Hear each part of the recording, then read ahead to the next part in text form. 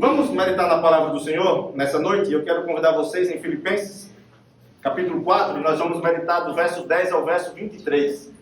A última parte aqui da carta de Paulo aos Filipenses. Eu quero ler o verso 20 de forma inicial. E, se possível, se você tiver com a sua Bíblia aberta ou ligada, eu quero que você continue com a sua Bíblia aberta ou ligada, porque nós voltaremos o texto aí em alguns momentos durante a exposição da palavra. Filipenses capítulo 4, verso 20, de forma inicial, que nos diz o seguinte: Ora, a nosso Deus e Pai seja a glória pelos séculos dos séculos. Amém. Oremos. Amado Pai, diante da Tua palavra que foi lida, nós suplicamos a iluminação do Teu Espírito Santo para que possamos compreender as riquezas insondáveis da Tua palavra, que possamos não só ouvir, mas colocar em prática tudo aquilo que vem da Tua santa vontade. Que o Senhor nos abençoe, que eu diminua e que a glória do Senhor resplandeça. Assim te oramos, no nome do Teu Filho amado Jesus Cristo. Amém. Antes de entrarmos no texto propriamente dito, se você já teve a oportunidade de ler Filipenses por completo, você vai perceber que tinha alguns objetivos quando Paulo escreve essa carta aos Filipos. A primeiro momento, o objetivo dele é resolver alguns problemas que existiam dentro da igreja. Problemas de partidarismo. Outro, ele vai trazer uma recomendação e depois ele vai trazer mostrar a sua gratidão pelos filipenses e agradecer pela parceria que os filipenses tiveram para com o seu ministério. E uma coisa muito importante ao ler Filipenses, essa carta que muitos conhecem como a Carta da Alegria, é que nós não podemos esquecer que Paulo está escrevendo da prisão. Mas não é uma carta que contém uma tristeza.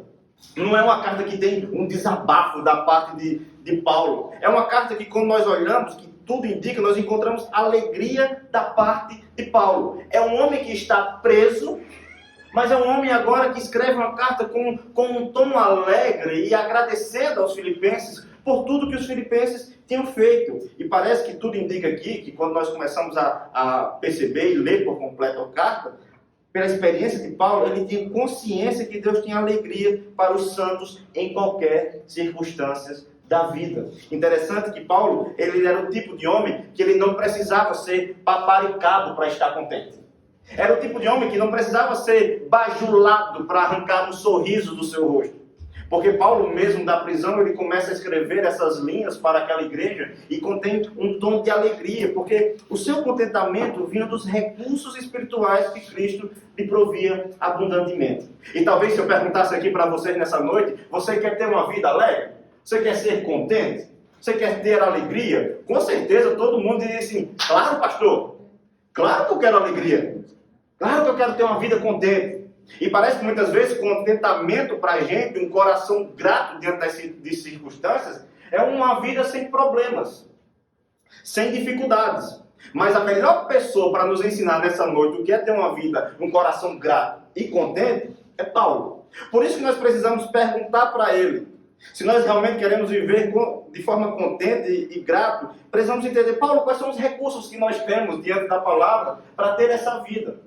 E Paulo vai nos dar 3 respostas de como encontrar uma vida contente e um coração grato diante das circunstâncias, não de circunstâncias apenas alegres, mas também diante das circunstâncias difíceis da vida. Por isso, no primeiro momento, ele vai nos mostrar que nós precisamos aprender pela experiência. O verso 10 vai nos dizer o seguinte: Alegrei-me sobremaneira no Senhor, porque agora, uma vez mais, renovastes a meu favor o vosso cuidado, o qual também já tinhais antes, mas vos faltava oportunidade. Ele começa no verso 10 dizendo: alegrei-me no Senhor. O apóstolo aqui está muito alegre. E na sequência ele diz: porque mais uma vez renovastes ao meu favor o vosso cuidado. Alegres porque os filipenses renovaram. Interessante que quando nós olhamos essa questão, essa palavra aqui no texto, renovaram, era usado para descrever uma planta que dorme no inverno e desperta na primavera. É interessante que quando Paulo usa essa expressão para dizer aos filipenses que eles renovaram o vosso cuidado, Paulo nos mostra que por algum motivo, durante a caminhada, os filipenses pararam de acompanhar Paulo, de ajudar Paulo. Não porque não tivessem mais interesse, mas por falta de oportunidade. E por essa falta de oportunidade, algo impediu que os filipenses contribuíssem e ajudassem com Paulo. Mas Paulo disse, mas chegou o momento agora que vocês renovaram o seu cuidado para comigo. Ele não culpa os filipenses, mas ele entende que os filipenses, por algum motivo, não ajudaram ou por falta de algum tipo de oportunidade. Mas o louvor aqui, veja, é dado a Deus e não aos filipenses. Porque ele diz, alegrei sobremaneira no Senhor. A alegria de Paulo aqui não está nas ofertas. A alegria de Paulo não está no cuidado. A alegria de Paulo está no Senhor. Não na provisão dos filipenses, mas naquilo que o Senhor tinha feito por ele. Veja que quando nós olhamos para essa postura de Paulo, de mostrar que está alegre dentro da situação, você percebe que Paulo não é uma criança que se alegra com um brinquedo novo. E nós muitas vezes agimos da mesma forma, né? Quando conseguimos aquele celular que nós tanto queremos, nós ficamos retumbantes de alegria. Mas Paulo ele não se alegra com um brinquedo novo e também não é aquela criança que chora quando o brinquedo é tirado. Paulo demonstra aqui que a alegria dele não está no fato que os filipenses deixaram de ofertar e depois voltaram a ofertar, mas a alegria de Paulo está concentrada unicamente no Senhor. E ele continua, verso 11 e 12, dizendo o seguinte, digo isto não por causa da pobreza, porque aprendi a viver contente em toda e qualquer situação. Tanto sei estar humilhado, como também ser honrado. De tudo e em todas as circunstâncias, já tenho experiência. Tanto de fartura como de fome, assim de abundância como de escassez. Veja, Paulo diz, aprendi a adaptar e aprendi o segredo do contentamento. Paulo não aprendeu esse segredo com os rabinos. Paulo não aprendeu se houvesse no tempo, as teologias sistemáticas da vida. Mas perceba que Paulo, ele aprendeu com Jesus e com as experiências da vida.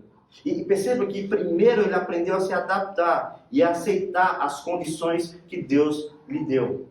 Veja que Paulo ele encara as situações como santa providência de Deus na sua vida.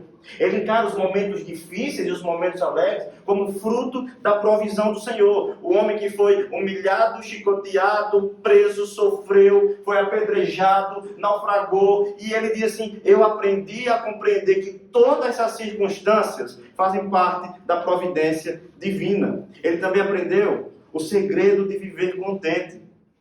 Veja, o segredo de viver contente, diante da época, quando ele usa essa expressão, diante de um período em que você, quando fazia parte de uma religião pagã, os iniciantes não tinham acesso aos segredos, Paulo diz assim, mas vocês, ao fazer parte do Evangelho, vocês já precisam saber qual é o segredo. Vocês já precisam saber qual é a verdade. Aonde está o contentamento? Só que agora Paulo revela esse segredo. E sabe qual é o segredo? Veja o que diz o verso 13. Tudo posso naquele que me fortalece. Eu me alegro no Senhor e eu me fortaleço no Senhor. A minha alegria não está no Senhor e a minha fortaleza está no Senhor. Cristo é o segredo do contentamento de Paulo. Somente o Senhor é aquele que dá verdadeira alegria para Paulo. Paulo aqui, você percebe pela sua fala, ele não é alguém autossuficiente. Ele não confia no poder dele, nos méritos dele, naquele que diz, fui eu que vi o Senhor na estrada de Damasco. Não, Paulo, a alegria dele não está na experiência. Ele não é satisfeito nele mesmo. Cristo tem tudo o que eu necessito em qualquer situação na vida. Tudo posso naquele que me fortalece. Ele aprendeu o segredo de desfrutar a suficiência de Cristo. O que nós precisamos fazer nesse primeiro momento é perguntar, você conseguiu? Você aprendeu esse segredo? Você entende qual é realmente o segredo do contentamento do cristão? Daquele que é filho de Deus? Porque um crente contente é um crente calmo na adversidade. Um cristão contente, que entende que ele é suficiente em Cristo, ele é humilde na prosperidade. Ou se você fizer de forma muito sincera e honesta, um autoexame no nosso coração nessa noite, você é um crente que na prosperidade fica soberbo? Diz assim, passei, pastor, no concurso porque eu estudei. Também se eu não tivesse estudado, não consegui, minha empresa prosperou porque eu tenho capacidade. Eu tenho inteligência para isso. Não, eu consigo guiar minha família, porque realmente, pastor, eu fui criado em um lar, em um berço de ouro. Eu tive os melhores ensinamentos. Ou você é o tipo de crente que na adversidade fica deprimido. É aquele crente que diz assim, minha alegria está no Senhor.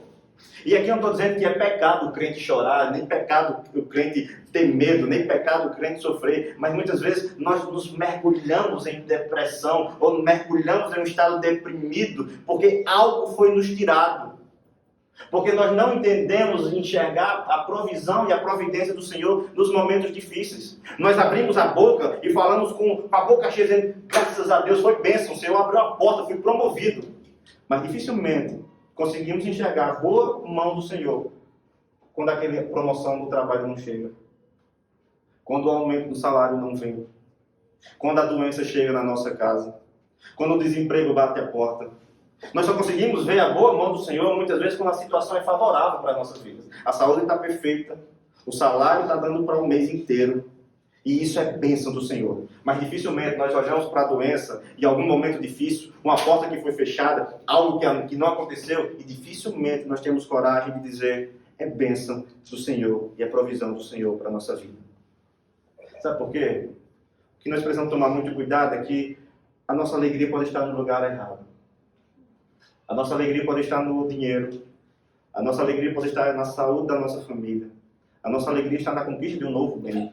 A nossa alegria está na promoção no trabalho, se vamos ganhar ou não. E nós precisamos alinhar o nosso coração, porque muitas vezes a nossa alegria está no lugar errado.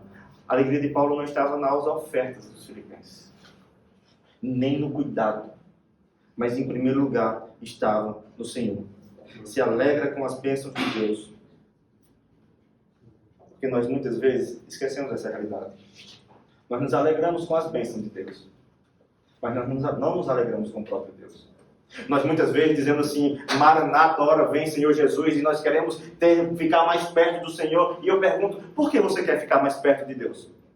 Por que você quer tanto ir para o céu logo? Você quer fugir das adversidades do presente? Ou você quer ter mais perto da glória do Senhor? Porque muitas vezes o que nós queremos e nos alegramos é com as bênçãos que o Senhor nos dá e não nos alegramos com o próprio Deus. E o nosso coração precisa ficar alinhado da forma correta, porque a nossa alegria, como diz Paulo, é no Senhor. O segredo de um coração contente não é um coração que se alegra nas bênçãos ou nas dádivas que o Senhor nos dá, mas naquilo que Ele representa para as nossas vidas. E você pode até perguntar, e o que é que nós vamos fazer para aprender a colocar o nosso coração no lugar certo? Como Paulo, nós precisamos confiar no Deus da providência. Nós precisamos aqui, irmãos e irmãs, cultivar um coração agradecido por tudo que Ele colocou diante de nós. Lembrar que o Senhor está cuidando de nós e de nossas famílias. Ser agradecido pelo trabalho que Ele lhe deu. Pelo pai, pela mãe que Ele lhe deu. Pela família que você está inserido. Pela casa onde você mora. Pelas amizades que você tem. Pela igreja que você faz parte. E por outro lado, precisamos aprender a aceitar a providência divina. Precisamos aceitar os momentos bons e os momentos de adversidade, porque todas elas vêm da mão do próprio Deus. Porque Paulo pode dizer, foi Deus que me colocou aqui. Eu fiz tudo isso para o progresso do Evangelho. Eu sofri tudo isso por causa do Senhor, porque ele não usa a carta para reclamar com os filipenses. Ele não usa a carta para dizer assim, olha, vocês são tratantes, hein? Tanto que eu já fiz por vocês, tanto que eu já preguei o Evangelho para vocês, vocês me abandonaram. E vocês me deixaram de lado. Ele não organiza um protesto aqui, mas ele mostra a gratidão. Ao invés de reclamar de tudo e de todos, precisamos aceitar a boa e sábia providência de Deus. Ao invés de viver reclamando do seu patrão, agradeça pelo patrão que Deus lhe deu. Pela sábia providência de você estar onde você está. Daquilo que o Senhor precisa tratar no seu coração. Porque precisamos desfrutar da suficiência de Cristo. Nós precisamos crer na palavra. Nós precisamos exercitar a nossa fé. Porque sem Cristo, nós não podemos fazer coisa alguma. E Paulo escreve, tudo posso naquele que me fortalece. Contentamento passa pela suficiência de Cristo. E nós chegamos em uma parte que é a parte mais utilizada de forma errada pelo meio evangélico. E parece que tudo posso naquele que me fortalece é uma abertura para você fazer tudo o que você quer na vida. Parece que entender isso, você precisa começar a entender que não significa que posso pecar. Tudo posso naquele que me fortalece não significa realizar todo tipo de ato sobrenatural. Não significa dizer que você tem autoridade de decretar, de ordenar, de reivindicar, de exigir. Eu lembro que nesse período que o Tito está nessa situação, eu encontrei alguém e ele disse: pastor, como é que está seu filho? Eu expliquei a situação, ele fez: eu não aceito. Eu decreto que ele vai sair da UTI. Eu falei: meu irmão, tenha misericórdia. Não decreto, não. Ele fez: por quê? Porque você não pode dar ordem a Deus. Você não é Deus. Você não exige nada. Você baixa a cabeça e obedece. Situação que está faz parte da providência do Senhor. Nem ordene, nem decrete, nem exija. Porque você não manda em Deus. Tudo posto que nos fortalece não é realizar todo tipo de ato sobrenatural. Nós precisamos entender dentro do contexto. E se vocês lembram o contexto de toda a situação, fala sobre abundância ou escassez. Facilidade ou dificuldade. Quando Paulo diz, tudo posso naquele que me fortalece, ele diz, em Cristo, nós podemos suportar qualquer coisa, não realizar qualquer coisa. É isso que significa tudo posso naquele que me fortalece. Eu posso suportar qualquer coisa, mas eu não posso realizar qualquer coisa. Quem pode é Ele. Ou seja, quando corremos para Cristo, Ele nos livra da soberba em tempos de prosperidade. E quando nós corremos para Cristo, Ele nos livra de tristeza excessiva em tempos de adversidade. O que nós precisamos entender é que em Cristo podemos suportar todas as coisas para a glória de Deus, porque esse é o segredo dos santos.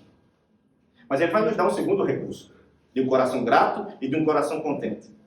Para isso acontecer, Ele diz, você precisa participar da obra do Evangelho. Verso 14 ao verso 16 nos diz o seguinte: todavia, fizestes bem, associando-vos na minha tribulação. E sabeis também vós, ó Filipenses, que no início do Evangelho, quando parti da Macedônia, nenhuma igreja se associou comigo no tocante a dar e a receber, senão unicamente vós outros, porque até para a Tessalônica mandastes não somente uma vez, mas duas, o bastante para as minhas necessidades. Veja, apesar da alegria de Paulo estar no Senhor, ele não quer deixar a impressão de que não gostou das ofertas que foram enviadas. E Paulo aqui, veja, não é a primeira oferta que ele recebe. Era mais uma oferta que Paulo recebe. Os filipenses estavam envolvidos nessa parceria com o apóstolo. E a expressão que ele utiliza, que diz, nenhuma igreja se associou comigo no tocante a dar e a receber, revela que havia uma conta sempre pendente entre as duas partes.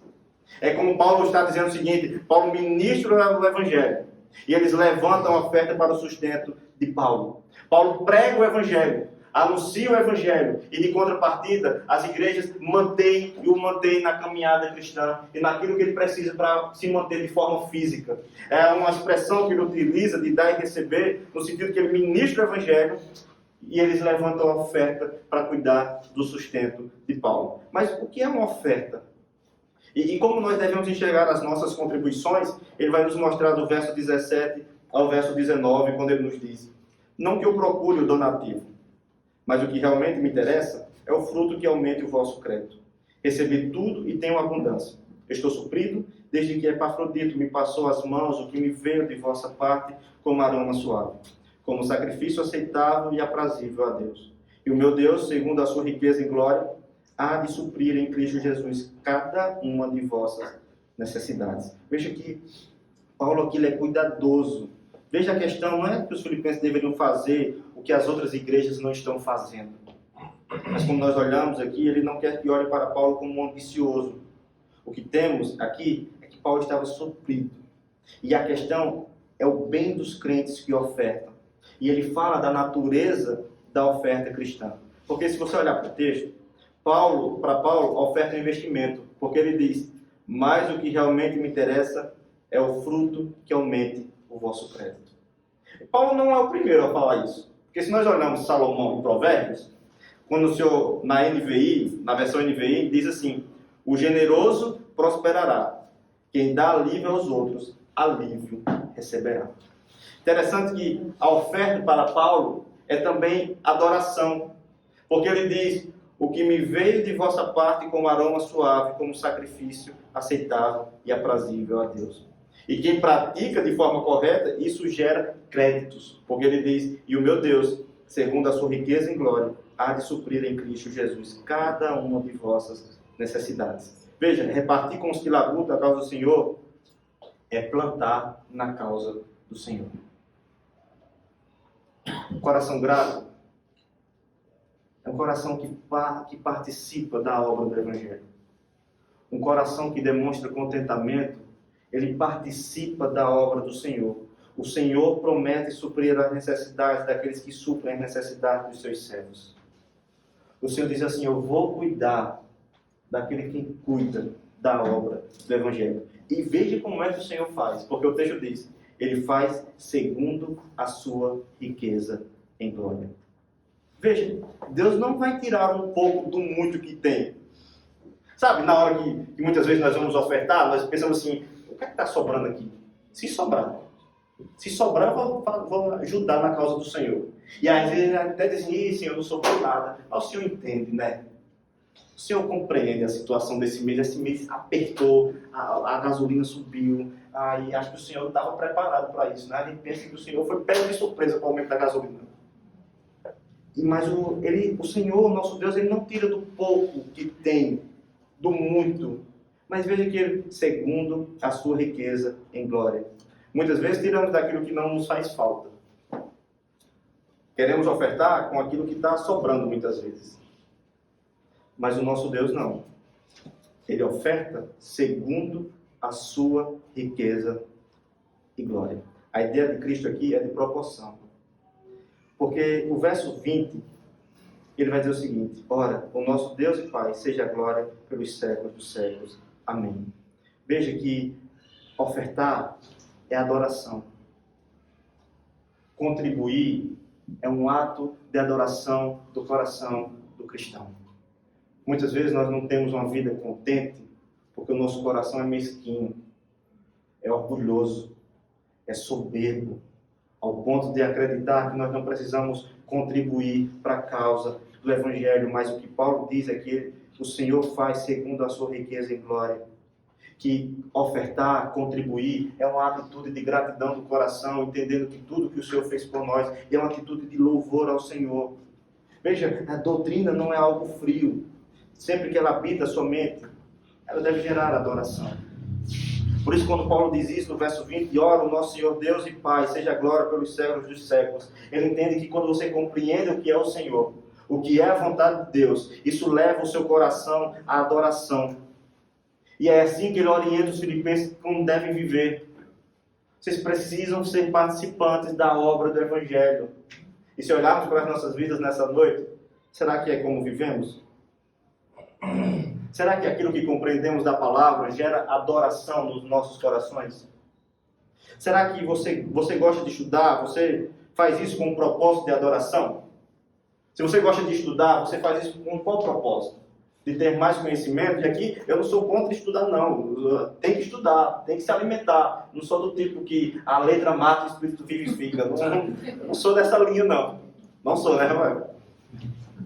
Mas o que nós precisamos entender é que, à medida que nós aprendemos e buscamos compreender a palavra do Senhor, isso deve gerar adoração nos nossos corações. Porque muitas vezes nós não sabemos definir quem é Deus. Nós sabemos o que os outros têm sobre Deus. Nós sabemos o que Calvino pensa sobre Deus, o que Franklin Ferreira pensa sobre Deus, o que Lutero pensa sobre Deus, o que Jonas Madureira pensa sobre Deus. Mas o que você pensa sobre Deus? O que você pensa sobre Deus deve despertar um coração de adorador, de um coração contente. Nós precisamos ter a experiência com Deus, não viver do que os outros viveram com o Senhor. Precisamos nos alimentar dessa palavra, viver essa palavra, porque a verdade é que nossa vida inteira deve ser uma expressão de adoração a Deus. Quer comais, quer bebais, quer fazer qualquer outra coisa, faça tudo para a glória do Senhor. Será que nós temos feito isso em todo lugar e para todo sempre? Porque o fim principal do homem é glorificar a Deus e gozá-lo para sempre. Se você quer ser espiritualmente alegre de verdade, viva para a glória dele. Muitas vezes a tristeza está habitando dentro de nós porque nós não estamos vivendo para a glória dele. Nós estamos vivendo para os nossos próprios interesses, para os interesses da nossa família, para os interesses daquilo que nós amamos, mas não vivemos para a obra e para a glória de Deus. Se você quer ser espiritualmente alegre de verdade, você precisa viver para a glória dele. E sabe o que é interessante? Isso inclui seu dinheiro. Vocês imaginam, Deus não precisa do meu dinheiro. Mas não precisa mesmo. Mas a forma como você trata o seu dinheiro, os seus recursos, aquilo que o Senhor colocou nas suas mãos, representa o nível de intimidade que você tem com Ele. Por isso que quando Paulo mostra isso, ele nos diz como gastamos e o que fazemos com o que recebemos de Deus. É para a glória dele ou para a glória do nosso próprio nome. Porque a gente tem aquela velha ideia de que, não, eu já dou o dízimo. Então, se é 10% da igreja, 9% eu posso fazer o que eu quiser. Mas tudo que você tem é do Senhor. A forma como você contribui é do Senhor. E o que fazemos com o que foi dado, com o que deve ser separado na adoração santa? O que é que nós estamos fazendo com o dinheiro? E aqui, eu não quero que vocês pensem que eu sou desses pastores da televisão que está falando sobre dinheiro e que cobra dinheiro de vocês. Mas eu quero que vocês pensem que a maneira como nós tratamos, quer comais, quer bebais, quer façais qualquer outra coisa, faça tudo para a glória de Deus. E o que Paulo diz aos filipenses é, vocês são participantes do Evangelho. Porque o Senhor vai retribuir de acordo com a riqueza da sua glória. E aqui nós devemos pensar de como é que nós estamos usando os nossos recursos. Aquela velha noção de que não, se você tem mais, você deve contribuir mais. Eu não contribuo, pastor, não estou contribuindo, pastor, porque eu sou pobre, eu só tenho um salário mínimo. Mas o Senhor não fala isso. O Senhor fala que é proporcional. Calvino ele vai dizer um negócio interessante, que ele diz assim, uns têm dinheiro e esbanjam com todo gênero de luxo. Outros têm dinheiro e se deleitam com as comidas, com as questões gastronômicas. Outros com vestimentas sem moderação. Outros com casas gigantescas. Mas como é que ficam os servos com a obra de Deus? E aqui não existe pecado em comprar roupa, em ir para os melhores restaurantes, em fazer uma reforma na casa. Não tem pecado nenhum nisso, mas a questão é como nós temos usado os nossos recursos. Se queremos ter um coração contente, nós precisamos saber que precisamos ser participantes da obra de Deus. Ofertar é partilhar com aqueles que partilham o Evangelho. É dar e receber. É uma conta que todo mundo ganha. Ninguém sai perdendo. Porque nós sempre temos aquela mania do brasileiro de dar um jeitinho e sempre ganhar um pouquinho a mais. Não queremos ser passados para trás. Mas nessa conta que Paulo faz, diz assim, ninguém sai perdendo. Todo mundo sai ganhando. Entenda que os seus recursos é para a glória do Senhor. E os nossos recursos não podem ser usados de modo egoísta e mundano. Que visem somente o nosso bem. Que visem somente o nosso progresso. Que visem somente os nossos recursos, porque Deus não nos deu o que temos a fim de gastar apenas com as nossas preferências. Deus deu o que nos deu para que possamos contribuir para a causa e para o crescimento da obra do Senhor. E veja, Deus cuidará das necessidades daqueles que cuidam das necessidades dos seus servos. E aqui, irmãos, entenda. Ele vai suprir todas as suas necessidades. Não é os seus luxos. Quando o Senhor nos diz isso, Ele nos dá a certeza que sempre irá fazer. E nem sempre irá fazer com as riquezas desse mundo. Às vezes a gente pensa e diz assim, eu vou dar o dízimo ao Senhor, porque no próximo mês Ele vai me abençoar e vai aumentar o meu salário. Nós queremos fazer alguns tipos de barganha com Deus. Diz assim, Deus, está vendo, né? Estou ofertando hoje na igreja, mas, por favor, no próximo mês, dá aquela melhorada. E aqui ele diz, ele vai suprir todas as nossas necessidades. E nem sempre irá fazer com as riquezas desse mundo. Porque por causa de Cristo, seremos supridos e cuidados por Deus. Por isso, irmãos, oferte melhor. E oferte regularmente ao Senhor. Porque isso demonstra um coração grato e um coração contente diante de Deus. E Paulo vai nos mostrar o terceiro recurso. Precisamos confiar na graça do Senhor. Os últimos versos do capítulo, quando vai encerrando a carta, Paulo traz a saudação. E Paulo faz uso para demonstrar o amor pelos santos. Ele aponta o Evangelho nesse final e a segurança que temos em Cristo. Interessante que ele diz, verso 21 e 22, saudai cada um dos santos em Cristo Jesus. Os irmãos que se acham comigo vos saúdam. Todos os santos vos saúdam, especialmente os da casa de César. Veja, interessante, irmãos, porque Paulo fala aos filipenses, os irmãos que estão comigo, que são Timóteo, Epafrodito, Lucas e outros. E Paulo diz, todos os santos que estão em Roma, especialmente os que estão no palácio de César. Os servos do palácio de César foram alcançados pelo Evangelho. E o que fica claro aqui é que a palavra do Evangelho está avançando. Paulo escreve e saúda os filipenses dizendo, não temam, porque tem servo lá dentro do palácio que já aceitaram o Evangelho. O Evangelho está avançando. A graça do Senhor alcançou o palácio de César. Tem servos lá dentro que conhecem o Evangelho. E o verso 23 diz, a graça do Senhor Jesus Cristo seja com o vosso espírito. Veja, ele começa a carta com graça e ele termina com graça. No início aponta para a graça que temos por causa de Cristo. No fim, Paulo vai nos mostrar a graça que desfrutamos no íntimo. E a vida cristã é assim. A nossa caminhada cristã, ela começa com graça e ela caminha com graça. Nós começamos aceitando o Senhor por graça dele e nós continuamos na vida cristã, numa vida de santificação, unicamente pela graça do Senhor. É a mesma forma como Paulo começa e termina a carta. Com graça, porque aceitamos Cristo. E graça no íntimo, porque estamos caminhando nessa verdade. E o que é que nos dá o conforto? É que nós estamos seguros nessa graça. Nós podemos estar confiantes que o Senhor nos salvou e uma vez justificados e declarados justos, nós não precisamos temer mal nenhum.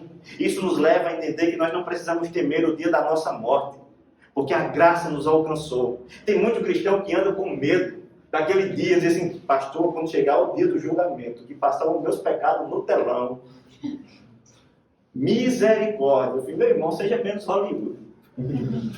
Não vai passar pecado no telão, não. Se você está em Cristo, a graça lhe sustenta. Você foi declarado justo. Por isso você precisa entender. Você confia nessa graça? Você conhece essa graça? Seu coração se deleita nessa graça? Você entende que essa graça lhe acompanha todos os dias da sua vida? Você entende que a bondade e a fidelidade do Senhor lhe acompanharão todos os dias dessa vida? Em momentos bons, em momentos difíceis, em momentos de prosperidade, em momentos de tribulação, nós temos a confiança que essa graça nos acompanha constantemente. E estamos falando de algo que nós não merecemos, mas de algo que nos acompanha. E faz parte daqueles que foram declarados justos diante do Senhor. E aí a pergunta, será que uns podem desfrutar mais do que outros dessa graça? Será que uns podem desfrutar com mais deleites do que o outro dessa graça? Não me entendam mal. Se vocês tiverem dúvida, pergunta ao Rafael depois. Mas sim, uns conseguem ter mais deleite nessa graça e outros não. Sabe por quê? Desde que levem uma vida de santidade na presença do Senhor. Quanto mais usamos e quanto mais vivemos uma vida de santidade diante do Senhor, mais nós vamos desfrutar dessa graça. Quanto mais nós lemos a palavra, oramos, temos comunhão com o nosso irmão, mais nós vamos ter deleite nessa graça e confiança nessa certeza. Quanto mais buscarmos uma vida santa, um coração contente, mais deleite nós vamos ter nessa graça, mais segurança, mais repouso, mais consolo aos nossos corações nós encontraremos nessa graça. Veja, mas não vivemos assim o tempo todo. Se você é assim como eu, um pecador, que carece da graça do Senhor, assim como eu, você muitas vezes já vacilou. Você já pecou. Você cai, já escorregou. Muitas vezes nós deixamos de crer nas promessas do Senhor. Muitas vezes o Senhor diz assim, eu nunca vi um justo mendigar o pão. Mas quando o desemprego bateu na sua porta, você diz assim, será? Será realmente? Mas o Senhor disse que nunca vi um justo mendigar o pão. O Senhor diz assim, eu estarei com você. Por mais que você ande no vale da sombra da morte, não temerei, porque eu estarei com o Senhor. Você diz, será? Será realmente? Se você, assim como eu, tem um coração pecador, que muitas vezes vai vacilar, que deixamos de crer nas promessas do Senhor, que só queremos acreditar naquilo que estamos vendo, que deixamos de acreditar no poder do Senhor, o Senhor nos diz, tem graça para você. Sabe por quê? Porque eu e você vamos vacilar. Eu e você vamos oscilar. Mas a certeza que nós temos diante de Paulo, quando ele diz aos Filipenses, é a graça do Senhor, ela não vacila. A graça do Senhor, ela não oscila. A graça do Senhor não tem altos e baixos. Eu e você sim, a graça não. É por isso que nós devemos buscar essa graça. E muitas vezes você pode abandonar essa vida de santidade do Senhor, mas a certeza que nós temos, como Paulo diz, é que essa graça nunca irá lhe abandonar. Ela está no início, ela vai estar no meio e ela vai até o fim com você. Nós precisamos repousar nessa verdade. Porque o nosso coração vive murmurando e não contente e não grato com as situações, porque nós não confiamos e repousamos nosso coração na graça do Senhor. E Paulo diz, não esmoreçam, Filipenses. Não esmoreçam, porque o Evangelho está avançando. Tem servos dentro do palácio de César. A prova desse poder é a casa de César. Os muros, o castelo do imperador pode barrar um exército. Mas os muros do imperador não barraram o avanço do Evangelho. Os muros do imperador podem barrar pessoas. Mas os muros do palácio de César não barraram a graça de Deus. Ela continua avançando. Não esmoreçam. E talvez seja essa mensagem que nós precisamos ouvir muitas vezes. O nosso coração esmorece. Pensamos, será que estamos fazendo algo certo? Será que estamos como igreja caminhando da forma certa? E o que nós precisamos entender é que o Evangelho chegou no palácio de César. O palácio de César não foi apto para barrar o crescimento do Evangelho. Nada nesse mundo terá condições de barrar o avanço do Evangelho. Por isso, confie e avance com o progresso da mensagem do Senhor. Ele alcançou os mais íntimos servos do imperador. Essa graça foi suficiente para atingir aquele castelo. E Paulo encoraja os filipenses dizendo, avancem, não tenha medo, descansem na graça, que o Senhor tem cuidado de cada um das nossas vidas. E Paulo dá um relato do poder do Evangelho para encorajar os filipenses. É por isso que não podemos andar sozinhos. Precisamos andar com irmãos na fé. Paulo diz, não precisam andar só. Nós somos feitos não para andar sozinhos. Nós somos feitos para andar como irmãos, caminhando juntos pelo mesmo alvo, em busca do único Salvador, que é Cristo Jesus. O crente não foi feito para viver sozinho. Por isso que Paulo diz, vocês precisam avançar e avancem juntos. Como igreja, nós precisamos ter essa realidade. E sabe o que é que eu acho muito interessante? É quando eu escuto pessoas cristãs que dizem assim, pastor, eu não gosto daquela igreja não, só tem hipócritas. Eu não gosto de sair com crente.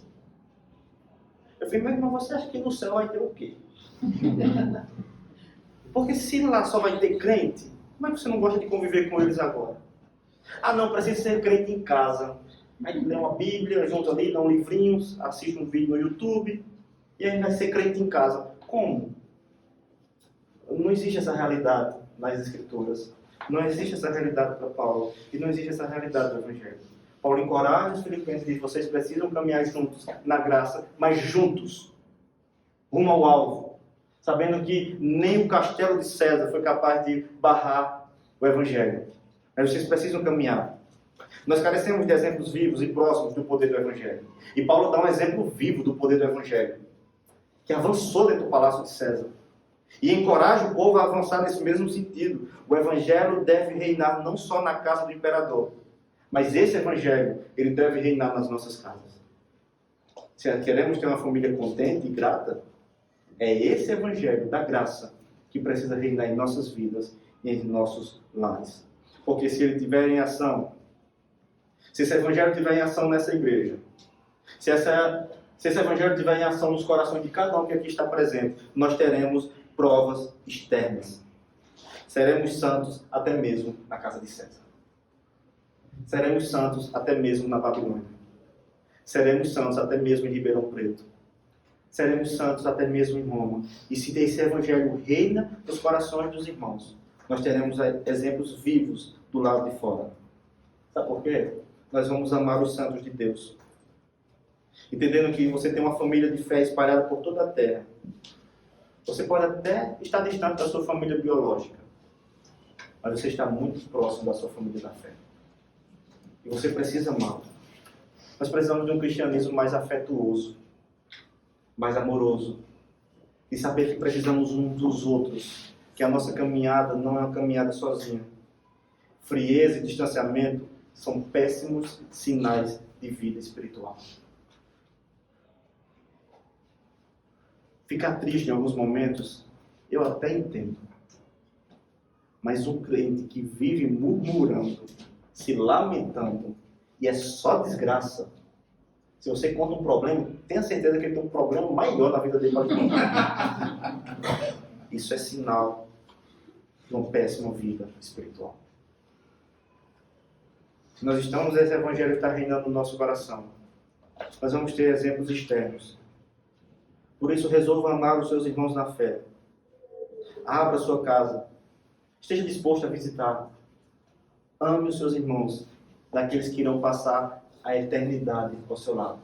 Talvez os seus de sangue nem vão passar a eternidade ao seu lado. Mas os seus irmãos na fé, esses vão passar a eternidade ao seu lado.